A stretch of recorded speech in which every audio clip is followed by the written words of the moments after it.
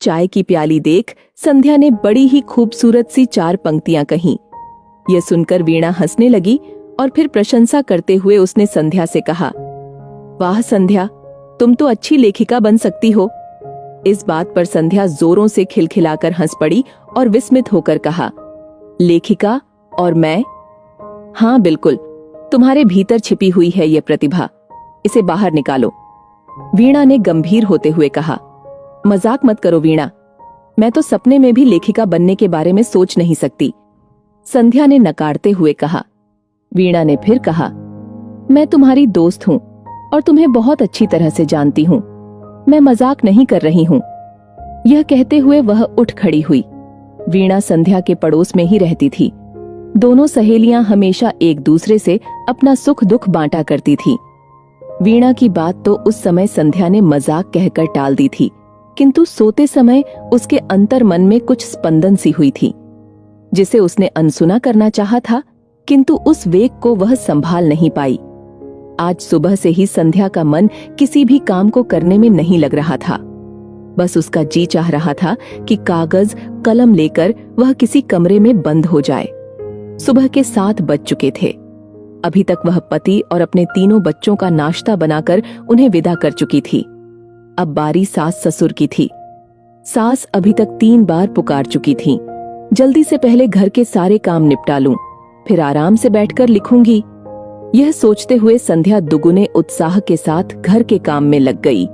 अखबार वाले से निपटकर वह रसोई घर की तरफ जा ही रही थी कि दूध वाले ने आवाज दी। संध्या जल्दी से दूध की पतीली लेकर दरवाजे की ओर दौड़ पड़ी। दूध लेकर लौटी तब तक ससुर जी ने आवाज दी थी, बहू चाय कब तक मिलेगी? सास ने कहा तो कुछ भी नहीं, मगर ना जाने कैसे कैसे मुंह बना रही थी। संध्या ने जल्दी से भिगोकर रखे बादाम, खजूर और फीकी चाय ससुर को दिए। इस बीच उसने गैस पर दूध उबालने के लिए चढ़ा दिए थे। अब सास की सामग्री वह तैयार कर रही थी। उसने जल्दी से दूध फाड़कर छेना बनाया, नमकीन बिस्किट निकाला और चीनी वाली चाय बनाई। सभी को लेकर वह सास के पास गई। सास ने आंखें लाल पीली करते हुए कहा, घड़ी देखा है तुमने? आज मुझे नहाने और पूजा करने में कितनी देर होगी, इससे तुमको क्या मतलब? नाश्ता देर से करूंगी तो पेट में गैस बनेगी और फिर पूरा दिन बर्बाद। सास ने आंखें लाल पीली करते हुए संध्या को 10 बातें सुना दी। साथ में वह छेना भी खाती जा रही थी। संध्या किसी तरह से जान छुड़ाकर रसोई घर की तरफ भागी। जल्दी से रसोई बना लेती हूँ, फिर कुछ लिखूंगी। संध्या के मन में हजारों विचार आने शुरू हो गए थे। भीतर एक छटपटाहट थी, मगर बेबस इतनी मानो किसी ने उसे जंजीरों में जकड़ दिया हो। तभी धोबी की आवाज सुनाई पड़ी, मेम साहब कपड़े देने हैं तो दे दो। उसकी तंद्रा टूटी, मानो 5वें तले से वह सीधे नीचे गिर गई हो। आ रही हूं कहते हुए उसने सास ससुर, पति और बच्चों के कपड़ों को इस तरह निकालना शुरू किया मानो सीबीआई के इंस्पेक्शन में घर में छापामारी पड़ी हो। गुस्से और झल्लाहट के बीच में वह कपड़े गिनकर धोबी को दे रही थी। साथ में सोचती भी जा रही थी, काश मेरे पास एक बंदूक होती। जितने कपड़े हैं उतने गोली मारकर इसका सीना छलनी कर देती। इसे भी अभी ही आना था। अब संध्या के हाथ जल्दी जल्दी सब्जियों को काट रहे थे। वह इस तरह से सब्जियों को काट रही थी मानो कसाई हो। उसके बाद कुकर में उसने चावल दाल चढ़ाकर जल्दी से आटा गूंथना शुरू किया, क्योंकि सास ससुर के मॉर्निंग ब्रेकफास्ट के बाद दूसरा ब्रेकफास्ट देना था। संध्या ने अपनी सारी कुड़न आटे पर निकाल दी। नतीजा यह हुआ कि उसके फुलके बहुत ही अच्छे बने। सास ससुर को ब्रेकफास्ट कराने के बाद कर वह जल्दी से नहाने गई। अचानक याद आया, अरे पूरा घर अस्त व्यस्त है, उसे ठीक करना तो मैं भूल ही गई थी। डस्टिंग भी करना है। संध्या के पति विशाल और बच्चों के जाने के बाद उस घर की हालत ऐसी हो जाती थी मानो थोड़ी देर पहले तूफान आया हो या पूरे घर में बंदर उछल कूद करके गया हो। बिखरे घर को संवारने और समेटने में संध्या को करीब आधा घंटा लग गया।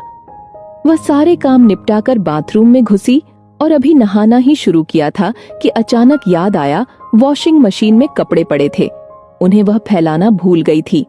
नहाकर निकली तो जल्दी से सारे कपड़े उसने तार पर फैलाए। गीले बालों को शिवजी की जटा की तरह बांधकर उसमें क्लचर फंसा दिया और पूजा घर की तरफ दौड़ पड़ी। भगवान को अगरबत्ती दिखाने के बाद मंत्र पढ़कर बेचैनी में उसने इस कदर घंटी बजाना शुरू किया जैसे साक्षात शिवजी के गण उसमें प्रवेश कर चुके हों। सास ससुर को प्रसाद देने के बाद उसने घड़ी देखा, 12 बज गए, बच्चों को स्टॉपेज से लाना है। वह निकलने को थी कि अचानक उसे याद आया, मैंने तो अभी नाश्ता भी नहीं किया है। वह रसोई में दौड़ी। रोटी में सब्जी डालकर उसे रोल बनाकर वह मुंह में इस तरह ठूंस रही थी जैसे उपवास के पहले का अंतिम खाना हो। घर में बच्चे आ चुके थे। उनकी धमा चौकड़ी और सास ससुर के अनगिनत नखरों के बीच संध्या का सेकंड शिफ्ट का काम शुरू हो चुका था। इसे निपटाते हुए लगभग 2:45 हो चुके थे। थक हार कर वह अपने बेडरूम में आई। उसने बिस्तर पर लेटकर अपनी कमर सीधी की। थोड़ी राहत मिली तो सोचने लगी, 5 बजे विशाल के ऑफिस से आने के बाद तो मैं पूरी तरह से पैक हो जाऊंगी, क्योंकि उनके आते ही नाश्ते, चाय, फिर रात के डिनर की तैयारी और उसी के साथ सुबह की तैयारी, फिर पति और बच्चों के साथ गपशप। इन सब के बीच तो मैं कुछ लिख ही नहीं पाऊंगी। संध्या ने फिर से अपने मन को समझाया कि चलो 2 घंटे का तो समय है, इस तरह हर रोज कुछ समय निकाल ही लूंगी। वह उठी, पेपर, पैड और कलम लिया और सोचने लगी, यह क्या, दिमाग तो बिल्कुल शून्य हो गया है। मन में कोई विचार आ क्यों नहीं रहा है? काम करते समय कितने विचार आ रहे थे, जा रहे थे, अब क्या हो गया है? मैं तो सब भूल गई। पेपर पैड उसे सास ससुर की तरह आंखें फाड़े देख रहे थे और कलम बेचारा संध्या की उंगलियों में निर्जीव सा पड़ा था। इसी उधेड़ बुन में थकी हारी संध्या को नींद ने कब भ्रमित कर दिया उसे पता ही नहीं चला। अचानक संध्या का पूरा शरीर कांप गया, मानो घर में भूकंप आ गया हो। पूरे घर में भूचाल और सांस की कर्कश आवाज उसके कानों में पड़ी और उछलकर वह बिस्तर से जमीन पर आ गई। इस क्रम में पेपर पैड और कलम हवा में लहराते हुए फर्श पर गिरकर पलंग के नीचे अपना स्थान ग्रहण कर चुके थे। संध्या ने जब यह समाचार सुना कि ननद के पति का ट्रांसफर किसी रिमोट एरिया में हो गया है, जहां ननद व बच्चों के साथ तुरंत जाना संभव नहीं था, इस कारण से ननद 6 महीने के लिए अपने मायके रहने आ गई थी। स्वभाव से सास अगर चट्टान थी तो ननद पहाड़ जैसी थी और बच्चे तो ऐसे मानो जंगल से निकलकर पहली बार वो मानव के बीच में आए हों। संध्या के पांव तले भूकंप तो आया ही था, साथ ही यह खबर सुनकर उसके सिर पर बादल भी फट गया। बेचारे पेपर पैड और कलम कामवाली के झाड़ू के शिकार बने और अंततः कूड़ेदान में बैठकर अपनी और संध्या दोनों के किस्मत पर आंसू बहा रहे थे। किंतु कूड़ेदान, वह तो गर्व से सीना ताने अपनी किस्मत पर खिलखिलाकर हंस रहा था।